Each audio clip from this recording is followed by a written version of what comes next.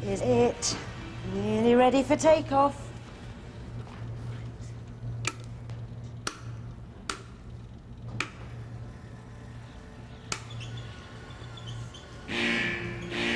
Oh, sorry, Rocket. There's more urgent business on the science line.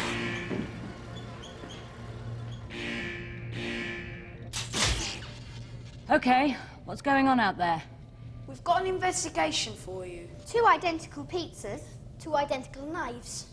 But Jessica can cut hers easily. But Thomas can't. But mine's really hard. You're not pushing down hard enough. I am. I'm pushing as hard as you, but it just won't cut. Stella, we need science in action to investigate. What's going on? I'm onto it.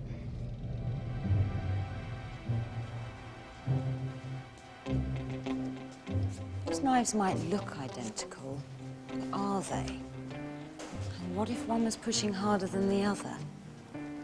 This needs a fair test. I've devised the perfect mechanism to make sure I push with the same force on both knives. These masses should help. Their weight, which is the downward force of gravity on them, can be my push. Here goes. A mass of 1 kilogram means a downward force of 10 newtons pushing on each knife. Not enough to cut through the apples. Let's add some more 1 kilogram masses. 2 kilograms. That's a force of 20 newtons. Using masses like this means I can make sure I push with exactly the same force on each knife, so it's a fair test.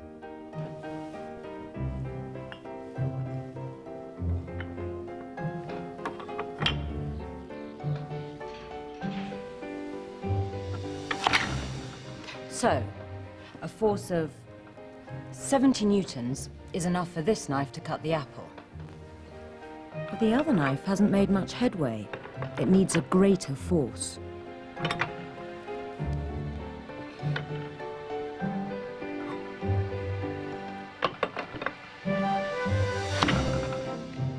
Sure, I know what you're thinking. This knife is blunt. But what do you really mean by that? Why do sharp edges cut easily and blunt ones don't? Let's take a closer look. In extreme close-up, you can see the cutting edge of a knife isn't totally sharp. It's a very small surface. A sharp knife has a much smaller cutting surface than a blunt one. When you cut, you apply a pushing force to this surface. The larger the surface, the harder you have to push to cut. It's the pressure of the knife on the apple which makes it cut. This pressure depends on both the pushing force and the area of the cutting edge.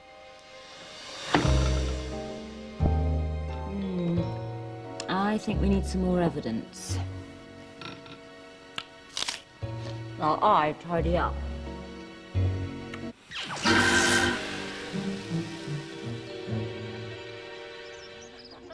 Stella's not the only one feeling peckish. Don't mind me. I'm just taking a break with some of my friends, Marlene and her pupils. Marlene's a science teacher. But our peaceful picnic has just been rudely interrupted.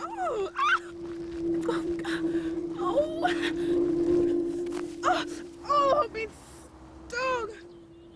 What I'd like to know is how a weedy nettle like this can sting a big girl like me.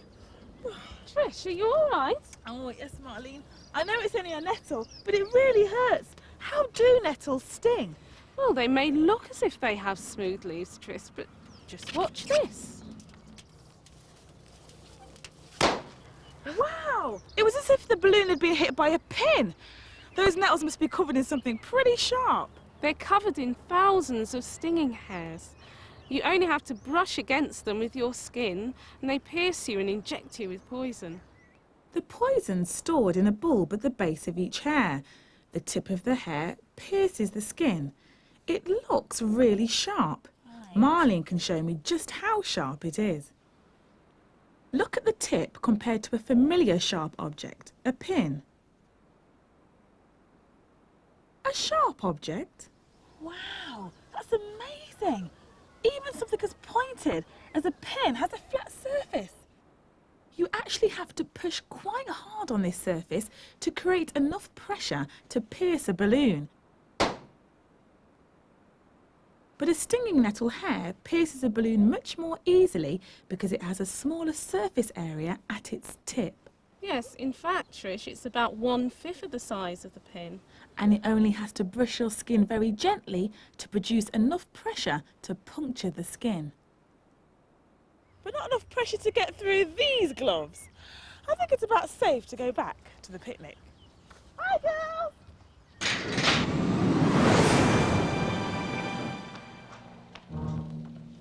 If you stand on something squashy like sand, you can easily see the pressure caused by your weight acting over the area of the sole of your shoes. It's the pressure which produces footprints. I weigh the same, but my footprint is deeper wearing this than this. The pressure depends on the area of the sole of the shoe.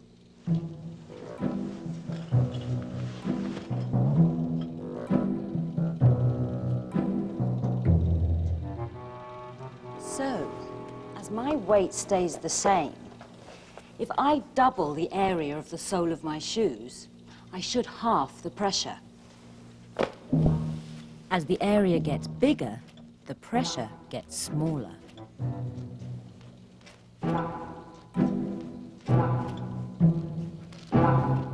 So, the footprints from my red shoes are deeper than the green ones.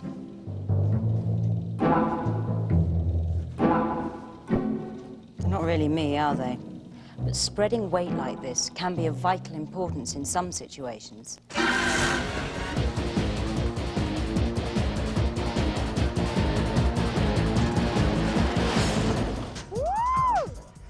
Wow! What a great way to travel! Our tank's name is Scorpion, and today it's going to help me with my scientific investigation. Oh no! Can I have a hand? Thanks, Kate.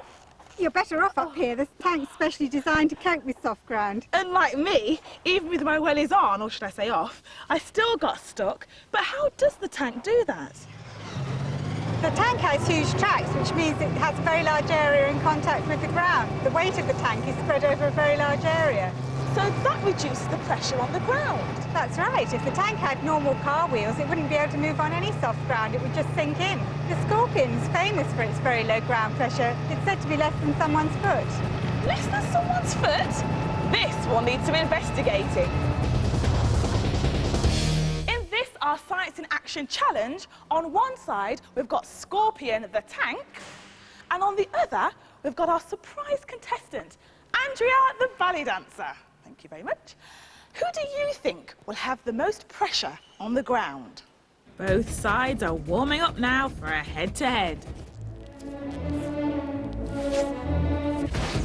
The tank weighs in at a massive 80,000 newtons. Here's Andrea, the ballet dancer, at only 600 newtons. But the tank has huge tracks, a very large surface area.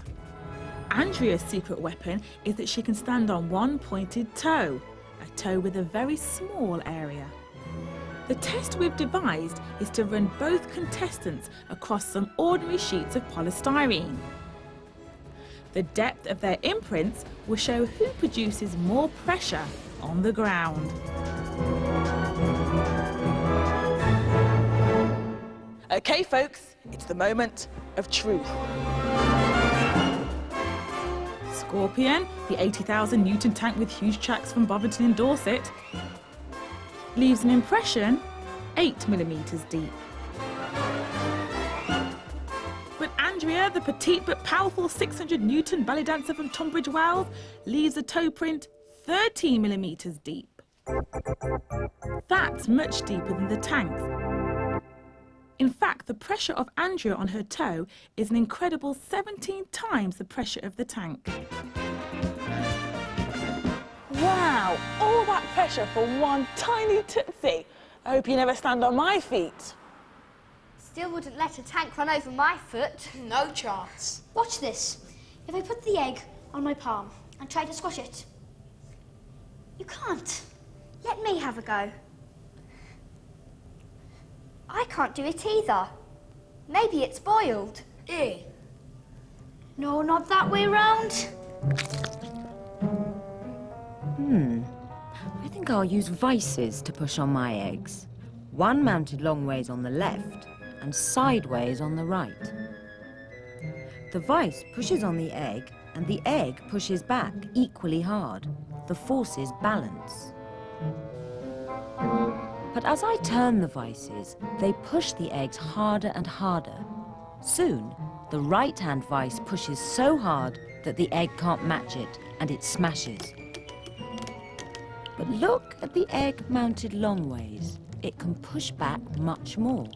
It takes a lot more force before the egg smashes completely.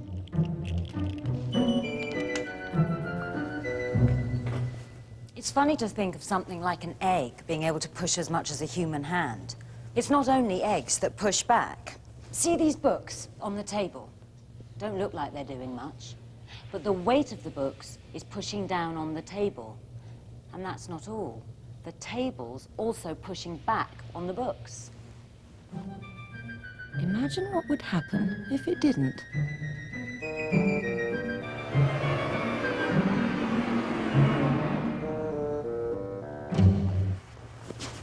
Even these comfy cushions can push back on me.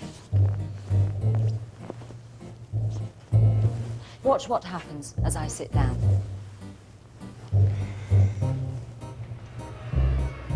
Let's look at that again. At first, my weight is a bigger force than the upward force of the cushion springs, so I go down. But the more squash the springs get, the more they push back. Eventually, the force pushing back equals my weight. The forces in each direction balance, and I stay put. It's called equilibrium. But does equilibrium mean comfort? To find out, I'm sitting in equilibrium too. The force of my weight pushing downwards balanced exactly by the equal upward force of the chair on my bottom. But after a long flight, that upward force can make things a little uncomfy.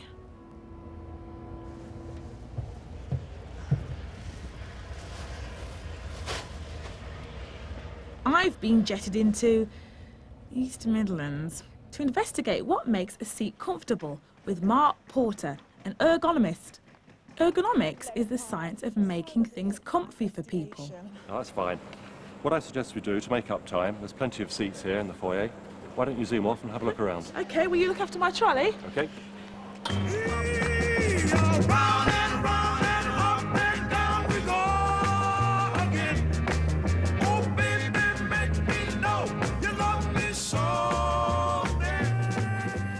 Wow, Mark, there's a range of seats here, but they all feel so different.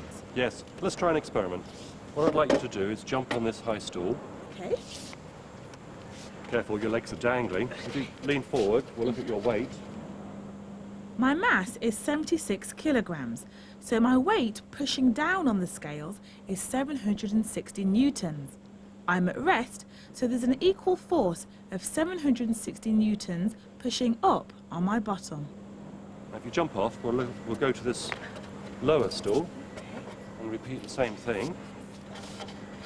The scales are now showing a reading of 50 kilograms, 500 newtons. Right. If we look at what's happening through your feet, we're now getting a reading of 26 kilograms, that's 260 newtons. The chair pushes up with a force of 500 newtons, and the floor pushes up with a force of 260 newtons, which adds up to my total weight, 760 newtons. Of course, my weight hasn't changed at all, but it's now balanced by two smaller upward forces. So there's less force on my bottom if my feet are on the ground, which makes it more comfy, actually. Yes, but it's not quite that simple. Back at Mark's lab, this test rig of a car seat can tell us a bit more. Oh, what are these, Mark? You're sitting on a bed of sensors identical to these, and these measure exactly how much and where the seat is pushing up on your bottom. Good, let's go and look at your bum plot, over there. This colour plot shows your seat pressure distribution. Right, pressure.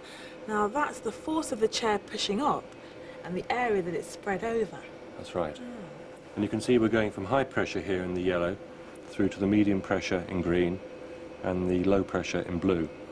And in fact, this shows your contact between your bottom and the seat. Now, what I'm worried about here is you've got very high pressure levels here on the seating bones. So what does that mean? Well, in the long term, I think you become very uncomfortable. So Mark reclines my seat a little and lowers my legs. So now the force of the chair is spread over a larger area of my thighs and back. The pressure is less, so it feels a bit more comfy. But does my bum plot agree? Before the seat adjustment and after. No longer the yellow hot spots of high pressure because the upward force of the seat is now spread over a larger area of my body. So Mark, there are basically two main factors: the weight of the person and the size of their bottom. Yes, a small woman with a big bottom should have a comfier time than a tall, thin man. So your bum plot is a bit like a fingerprint. Can you predict what someone looks like from it? This is my bum plot. Meet my wife.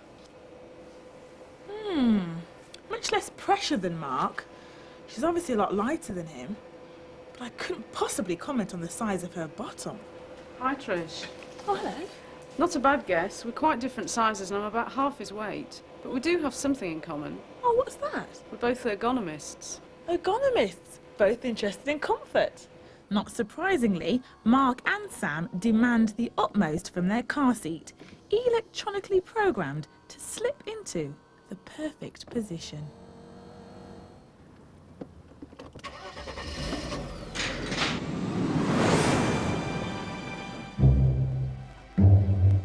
Unfortunately, my rocket still seems to be suffering a state of perfect equilibrium. The weight of the rocket exactly balanced by the upward force of the floor pushing back, so it just stays put. But not for long. Now or never. We destroy this equilibrium once and for all.